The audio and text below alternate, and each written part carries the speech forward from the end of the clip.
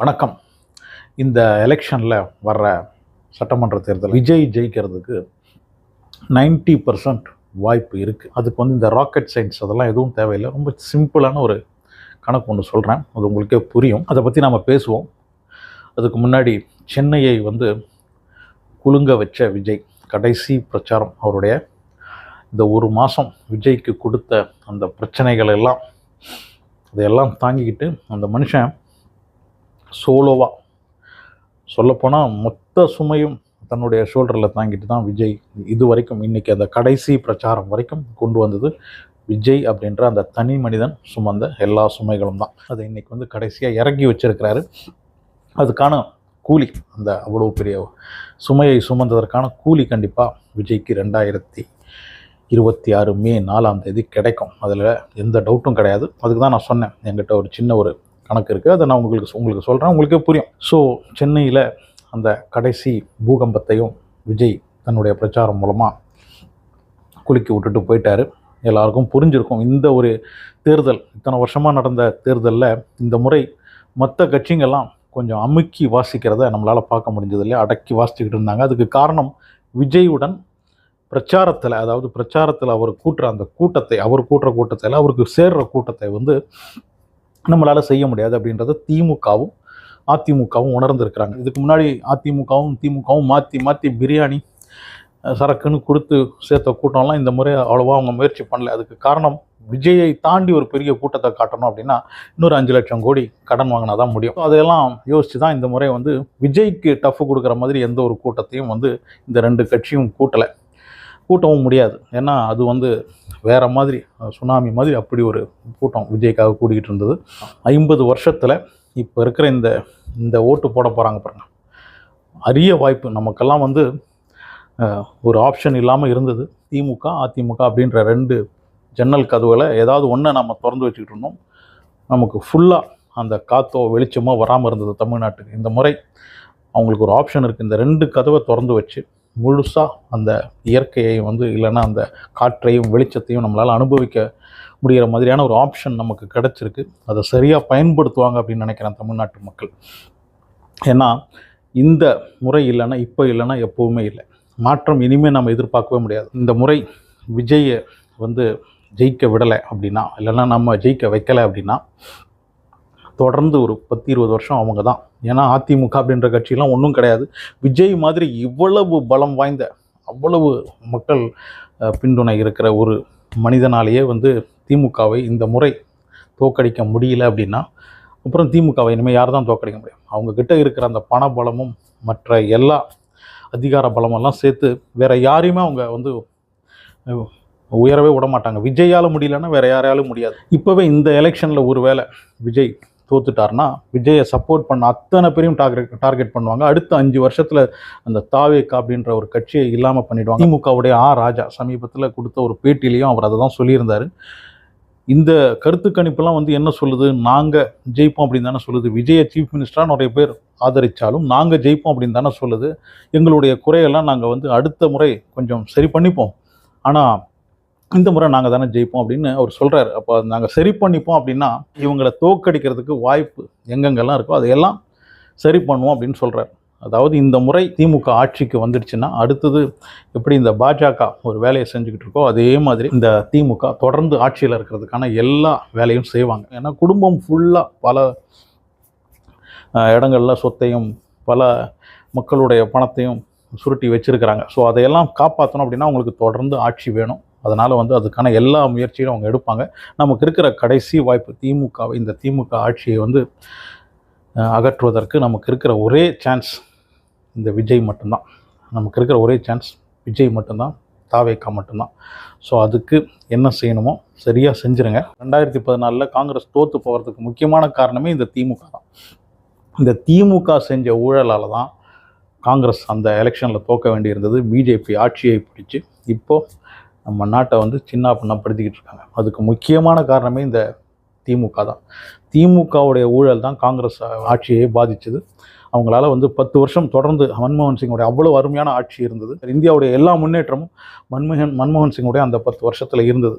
ஆனால் அதுக்கப்புறம் நம்ம எவ்வளோ பின்தங்கி போய்கிட்டு இருக்கோம், எவ்வளோ பின்னாடி போய்கிட்டு இருக்கோம். எல்லா விதத்துலேயும் மோடி அந்த பக்தர்கள்லாம் செய்கிறதெல்லாம் பார்க்கும்போது நம்ம வந்து 200-300 வருஷம் பின்தங்கின மாதிரி இருக்குது. அந்த அளவுக்கு நம்ம போயிட்டுருக்கோம். அதுக்கெல்லாம் காரணம் இந்த திமுக காங்கிரஸ் கட்சியில் அந்த கூட்டணியில் இருக்கும்போது செஞ்ச ஊழல் தான். அதனால் காங்கிரஸ்காரங்கக்கிட்டையும் நான் சொல்கிறேன், உண்மையான காங்கிரஸ்காரங்கக்கிட்ட அதை தான் கேட்டுக்கிறேன். இந்த முறை தயவு செஞ்சு அந்த காங்கிரஸுக்கு ஓட்டு போடாதீங்க. அது காங்கிரஸ் நல்ல கட்சி இல்லை அப்படின்றதுக்காக இல்லை, அவர் சிறந்த தலைவர் காங்கிரஸில் இப்போ இருக்கார். ராகுல் காந்தி நாட்டுக்காக உண்மையிலேயே மனதளவில் மக்களை நேசிக்கிற, எந்த ஒரு கள்ளங்கபடம் இல்லாத, அரசியல் தெரியாது அப்படின்னா நடிக்க தெரியாத அந்த மாதிரி ஒரு தலைவர். நமக்கு இந்தியா வந்து மிகப்பெரிய வளர்ச்சி அடைகிறதுக்கு ராகுல் காந்தி மாதிரி ஒருத்தர் தான் பிரைம் மினிஸ்டராக இருக்கணும். அவருக்கு நம்ம அந்த வாய்ப்பை கொடுக்கல. சவுத் இந்தியாவில் நம்ம கொடுத்துக்கிட்டு தான் இருக்கோம். ஆனால் நார்த்தில் இந்த அந்த பக்தர்களால் வந்த வேணை நம்ம இன்னும் அனுபவிச்சுக்கிட்டு இருக்கோம். இல்லைனா ராகுல் காந்தி மாதிரி ஒருத்தர் வந்து பிரைம் மினிஸ்டர் ஆகிருப்பார். ஸோ அந்த ராகுல் காந்தியை சப்போர்ட் பண்ணுறவங்கெல்லாம் தயவு செஞ்சு காங்கிரஸுக்கு ஓட்டு போடாதீங்க. உங்களுடைய ஓட்டை வந்து இந்த முறை மாற்றியே போடுங்க. தமிழ்நாட்டில் காங்கிரஸ் தோத்தாலும் பரவாயில்ல, திமுக திருப்பியும் ஆட்சிக்கு வந்ததுன்னா காங்கிரஸை கூட இல்லாமல் பண்ணிவிடுவாங்க. அவங்களுக்கு எவ்வளவு நல்ல வாய்ப்பு தெரியுமா? ஒரு வேளை தமிழக வெற்றி கழகத்துடன் காங்கிரஸ் கூட்டணி வச்சுருந்ததுன்னா 40 சீட்டுக்கு மேலே கிடச்சிருக்கும். அந்த 40லையும் ஜெயிச்சிருக்கலாம். மினிமம் 35 சீட்டில் ஜெயிச்சிருக்கலாம். தமிழ்நாட்டில் காங்கிரஸ் மீண்டும் ஒரு பெரிய ஒரு கட்சியாக வந்திருக்கலாம். மிஸ் பண்ணிட்டாங்க. அதுக்கெல்லாம் காரணம் திமுக தமிழ்நாட்டில் இருக்கிற காங்கிரஸை விலை கொடுத்து வாங்கிடுச்சு. அதனால தான் ராகுல் காந்தி கூட இந்த முறை எலெக்ஷனில் வந்து ஸ்டாலினை சந்திக்கிறதோ இல்லைனா வந்து விஜயை வந்து விமர்சனம் பண்ணி பேசுகிறதோ அதெல்லாம் செய்யவே இல்லை. அவர் பட்டுக்கு அவர் பிரச்சாரம் பண்ணிட்டு போயிட்டார். இப்போவும் திமுக கூட்டணியில் ராகுல் காந்தியெல்லாம் இன்னும் இருக்கிறதுக்கு காரணம், காங்கிரஸ் இருக்கிறதுக்கு காரணம், அந்த இந்தியா கூட்டணி பலவீனம் அடையக்கூடாது, பிஜேபிக்கு வந்து டஃப் கொடுக்கணும்னா இந்தியா கூட்டணி பலமாக இருக்கணும் அப்படின்றதுக்காக மட்டும்தான் இன்னும் திமுகவுடன் அந்த கூட்டணி வச்சுக்கிட்டு இருக்காங்க. இல்லைனா எப்போவோ இவங்க செய்கிற இந்த வேலைக்கெல்லாம் அந்த கூட்டணி விட்டு எப்போவோ வெளியே வந்திருப்பாங்க. காங்கிரஸ் விஜயுடன் அந்த கூட்டணி வச்சுருப்பாங்க. அதற்கான எல்லா முயற்சியும் ராகுல் காந்தி சைட்லேருந்து எடுக்கப்பட்டது. ஆனால் தமிழ்நாட்டில் இருக்கிற திமுகவுக்கு விலை போன அந்த காங்கிரஸ்காரங்களால் மட்டும்தான் அந்த மாதிரி ஒரு கூட்டணி அமையாமல் போச்சு, தாவேகா காங்கிரஸ் கூட்டணி. ஸோ அதனால் காங்கிரஸ்காரங்க தயவு செஞ்சு இந்த முறை வந்து அந்த ஓட்டை போய் விஜய்க்கு போட்டு விட்ருங்க. இல்லைனா திமுக மீண்டும் ஆட்சிக்கு வந்ததுன்னா தமிழ்நாட்டை வந்து இந்த கடவுளால் காப்பாற்ற முடியாதுன்னு ரஜினி சொன்னார்ல, கடவுளால் இல்லை, கடவுளையே காப்பாற்ற முடியாது. திமுக திருப்பியும் ஆட்சிக்கு வந்ததுன்னா கடவுளை கூட காப்பாற்ற முடியாது. விஜய்க்கு இருக்கிற மிகப்பெரிய அட்வான்டேஜ் அப்படின்னா அது அவருக்கு இருக்கிற அந்த பெண் ரசிகர்கள் தான். ஒரு பெண் ரசிகை அப்படின்றது வந்து 3 ஓட்டுக்கு சமம்.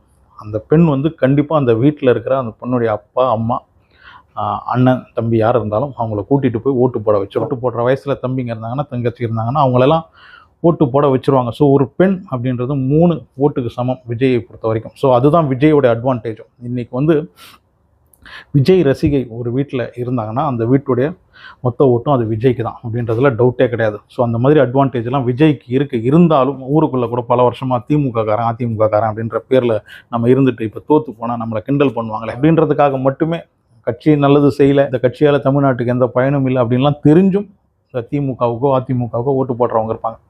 இந்த முறை அந்த ஈகோலாம் விட்டுட்டு அந்த அவமானத்தையெல்லாம் தாங்கிக்கிட்டு நீங்கள் வந்து மாற்றி ஓட்டு போடுங்க.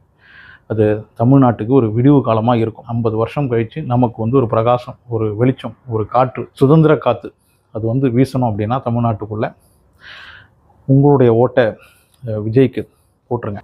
1977 எம்ஜிஆர் அப்படின்ற ஒருத்தர் வந்து ஆட்சிக்கு வரலை, அந்த எலெக்ஷனில் நிற்கலை, சினிமாவிலேருந்து ஒருத்தர் வந்து புதுசாக ஒரு கட்சியை ஆரம்பித்து அன்றைக்கி வந்து ஆட்சியை பிடிக்காமல் இருந்திருந்தார்னா இன்றைக்கி தமிழ்நாடு வந்து அவ்வளவு மோசமான ஒரு நிலைமைக்கு போயிருக்கும். திமுக அப்படின்ற அந்த ஒரே ஒரு கட்சி மட்டும்தான் தமிழ்நாட்டில் இருந்திருக்கும். எம்ஜிஆர் இறந்ததுக்கப்புறம் ஓரளவுக்கு ஜெயலலிதா அந்த கட்சியை ஒழுங்காக வழி நடத்தினாங்க, தமிழ்நாட்டுக்கும் ஏதோ செஞ்சாங்க. ஆனால் ஜெயலலிதாவின் மறைவுக்கு அப்புறம் அதிமுக அப்படின்ற கட்சி வந்து இப்போ வந்து அது பிஜேபி அதிமுக அவ்வளோதான். அதிமுக அப்படின்ற கட்சியெலாம் கிடையாது, பிஜேபியுடன் இருக்கும் அதிமுக, அப்படி தான் இருக்கு இல்லையா? ஸோ அது மாதிரி 1977 இந்த திமுகவிடமிருந்து எப்படி தமிழ்நாட்டை வந்து எம்ஜிஆர் காப்பாற்றினாரோ அதே மாதிரி இப்போ நமக்கு ஒரு வாய்ப்பு இருக்குது, மீண்டும் இந்த திமுகவிடமிருந்து தமிழ்நாட்டை காப்பாற்றுறதுக்கு விஜய் அப்படின்ற ஒரு வாய்ப்பு நமக்கு இருக்குது.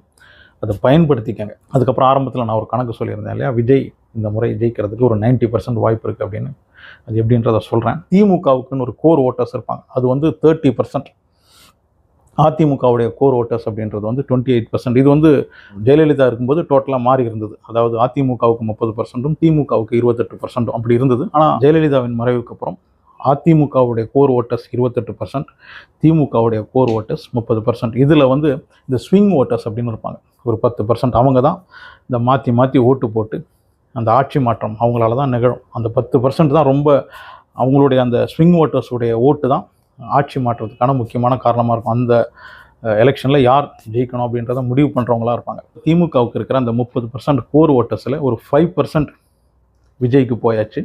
அதிமுகவுடைய அந்த 28% கோர் ஓட்டர்ஸ்லேருந்து ஒரு 5% விஜய்க்கு போயாச்சு. அதுக்கப்புறம் இந்த ஸ்விங் ஓட்டர்ஸ் அப்படின்னு சொன்னேன் இல்லையா 10%, அதுலேருந்து ஒரு 5%ம் விஜய்க்கு போயாச்சு. ஸோ கிட்டத்தட்ட ஒரு 15% ஓட்டு, அதாவது விஜயுடைய ஓட்டு அல்லாத விஜயுடைய கோர் ஓட்டர்ஸ் இருப்பாங்க பாருங்கள், அவங்க வந்து ஒரு 20% இருக்காங்க அப்படின்றத எல்லா தமிழ்நாட்டில் இருக்கிற எல்லா கட்சிக்காரங்களும் ஒத்துக்கிறாங்க. விஜய்க்குன்னு ஒரு 20% ஓட்டு இருக்குது அப்படின்றது. ஸோ விஜயுடைய 20% ஓட்டு, அதிமுகவுடைய 5% அந்த கோர் ஓட்டர்ஸ் விஜய் பக்கம் போகிறாங்க. திமுகவுடைய கோர் ஓட்டர்ஸ் 5% விஜய் பக்கம் போகிறாங்க. அப்புறம் இந்த ஸ்விங் ஓட்டர்ஸ் அப்படின்றவங்க இருக்காங்க இல்லையா, அதுலேருந்து ஒரு 5% விஜய்க்கு போகிறாங்க. ஸோ எப்படி பார்த்தாலும் விஜய்க்கு வந்து 35% இந்த எலெக்ஷனில் ஓட்டு கிடைக்கிறதுக்கான வாய்ப்பு 90% இருக்குது. ஸோ அதிமுகவுக்கு அந்த 28%லேருந்து அது 20%ஆக கம்மியாயிடும். திமுகவுடைய 30% வந்து 25, அவங்களும் 20 வரைக்கும் போனால் கூட ஆச்சரியப்படுறதுக்கு இல்லை. ஸோ இவங்க 2 பேருடைய கோர் ஓட்டர்ஸும் விஜய்க்கு போய் கிட்டத்தட்ட விஜய் 35லேருந்து 40% ஓட்டு வாங்கி இந்த முறை ஆட்சி அமைக்கிறதுக்கான வாய்ப்பு பிரகாசமாக இருக்குது. என்னை பொறுத்த வரைக்கும் 90-95% வந்து விஜய்க்கு வெற்றி வாய்ப்பு இருக்குது, அதில் டவுட்டே கிடையாது. உங்களுடைய அந்த கையில் வைக்கிற அந்த மை இருக்கு இல்லையா, அது ஒரு கரை தான் இல்லையா, அந்த கரையை வந்து தமிழ்நாட்டில் இப்போ இருக்கிற அந்த 2 கட்சிகளுடைய கரையை ஒழிப்பதற்காக, அவங்க செஞ்ச அந்த ஊழல் அப்படின்ற கரையை ஒழிப்பதற்காக இருக்கட்டும், உங்கள் கையில் வைக்கிற மை வந்து அந்த 2 திராவிட கட்சிகளையும் தமிழ்நாட்டை விட்டு அகற்றுவதற்காக இருக்கட்டும். இந்த தொடர்ந்து ஒரு கட்சிக்கு வந்து ஆட்சி கிடைக்கும்போது வந்து கண்டிப்பாக அந்த ஆட்சி வந்து முதல் 5 வருஷம் இருந்த மாதிரி இருக்காது. கம்யூனிஸ்ட் ஒரு நல்ல பார்ட்டி தான், ஆனால் கேரளாவை பொறுத்த வரைக்கும் 5 வருஷம் காங்கிரஸ், 5 வருஷம் சிபிஎம் மாற்றி ஆட்சி பண்ணிகிட்டு இருந்தாங்க. கடந்த முறை முதலாக கேரளா ஹிஸ்ட்ரியிலேயே இந்த சிபிஎம் தொடர்ந்து 2வது முறை ஆட்சிக்கு வந்து கேரளா அது வரைக்கும் சந்திக்காத அளவுக்கு ஊழல், மிக மோசமான ஒரு ஆட்சியை வந்து கேரளா சந்திச்சது. அதுக்கு காரணம் ஒரு கட்சிக்கு 5 வருஷத்தை தாண்டி திருப்பியும் அவங்களுக்கு இன்னொரு முறை வாய்ப்பு கொடுக்கறது தான். அது கொடுக்கக்கூடாது. அதுதான் வந்து திமுக விஷயத்துலையும் சொல்கிறேன். அது வந்து ஈவன் தாவேக்காவாக இருந்தாலும், இந்த முறை தாவேக்கா ஜெயிச்சதுன்னா அவங்க என்னதான் நல்லா ஆட்சி பண்ணியிருந்தாலும் மாற்றி போடுங்க. இப்படி இல்லைன்னா அந்த நமக்கு கிடைச்ச அந்த முதல் 5 வருஷம் இருக்குது பாருங்கள், அந்த மாதிரி ஒரு ஆட்சி 2வது 5 வருஷத்தில் இருக்காது. ஊழல் பெருகி தான் இருக்கும். ஸோ அதனால் திமுக ஏற்கனவே எந்த மாதிரியான கட்சின்னு தெரியும். ஊழல் அப்படின்னா அதுக்கு வந்து திமுக அப்படின்னு சொல்லலாம். அந்த அளவுக்கு ஊழல் நிறைந்த ஒரு ஆட்சி தான் திமுகவுடைய ஆட்சி. ஸோ அவங்களுக்கு திருப்பியும் ஒரு வாய்ப்பை கொடுத்தீங்கன்னா வேறு யாரையும் வளர விட மாட்டாங்க. அடுத்த 20 வருஷம் நம்ம வேறு ஒன்றும் சிந்திக்கவே வேண்டாம், அது திமுக தான். ஸோ அதனால் தொடர் ஆட்சி அப்படின்றத கண்டிப்பாக கொடுக்காதீங்க. சரி, மாற்றத்துக்கு தான் நமக்கு அதிமுக இருக்குது அப்படின்னு கேட்டிங்கன்னா, அதிமுக அப்படின்றது வந்து இப்போ பழைய அதிமுக கிடையாது. அது வந்து பிஜேபி அப்படின்ற கட்சிக்கு மேலே பெயிண்ட் அடிச்சிருக்கிற அதிமுக தான். அந்த பெயிண்ட்டை நீக்கிட்டு நீங்கள் பார்த்தீங்கன்னா உள்ள பிஜேபி தான் இருக்கும். நீங்கள் அதிமுகவுக்கு போடுறீங்க அப்படின்னு நினச்சிக்கிட்டு போடுற ஓட்டெல்லாம் அது பிஜேபிக்கு போடுற ஓட்டு. ஈவன் திமுகவுக்கு நீங்கள் போடுற ஓட்டே பிஜேபிக்கு போடுற ஓட்டு தான். இது எல்லாமே இந்த 3 கட்சியுமே, அதிமுக, பிஜேபி, திமுக, இது 3மே ஒரே குட்டையில் ஊர்ன அந்த மட்டைங்க தான். அந்த எலெக்ஷன் டேட் அறிவிக்கிறதுக்கு முன்னாடியே டீல்லாம் போயிடுச்சு. திமுக குடும்பத்தில் நிறைய பிரச்சனை இருக்குது பாருங்கள். அதுக்கெல்லாம் டெல்லியில் போய் பேசுனதெல்லாம் என்னென்னா, திமுக ஜெயித்தாலும் பிஜேபிக்கு அவங்களுக்கு செய்ய வேண்டியதை செஞ்சிடணும். தமிழ்நாட்டில் அவங்க என்னென்ன செய்ய நினைக்கிறாங்களோ அதெல்லாம் செய்ய வச்சுருவாங்க. ஸோ இந்த முறை நீங்கள் திமுகவுக்கு ஓட்டு போட்டால் கூட அது பிஜேபிக்கு ஓட்டு போடுற மாதிரி தான். சிறுபான்மையர்களே, முதல்ல உங்களுடைய சேஃப்டியை பாருங்கள். இந்த முறையெல்லாம் திமுக, அதிமுக அதெல்லாம் வந்து சிறுபான்மையர்களுக்கு அதிமுக முதல்ல அவ்வளோ சப்போர்ட்டு கிடையாது. திமுக சுத்தமாக இனிமேல் அவங்களுக்கு அந்த சப்போர்ட்லாம் கிடைக்காது. அதெல்லாம் பார்த்து உங்களுடைய ஓட்டை கரெக்டாக போடுங்க. ஒரு மாற்றம் வேணும். ஒரு 50 வருஷத்துக்கு அப்புறம் நமக்கு கிடைச்ச அந்த வாய்ப்பை சரியாக பயன்படுத்திக்கங்க.